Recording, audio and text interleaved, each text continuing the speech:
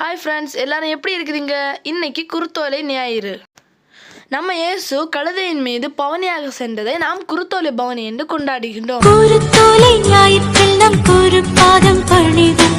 குருத்தோலை ஞாயிற்றில் நம் குருபாதம் பணிவோம். கூடியாருள் பெற்று நாமும் திரியேகரை போற்றுவோம். ஓசன்னா பாடுவோம் இயேசுவின் தாசரே. உன்னதத்திலே தாவீது மைந்தனுக்கு ஓசன்னா.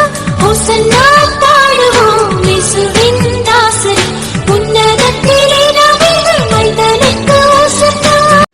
நாங்கள் இன்னைக்கு இங்கே கோயிலுக்கு போய் எங்கள் குருத்தோலை பவனில் நாங்கள் கலந்து கொண்டோம்.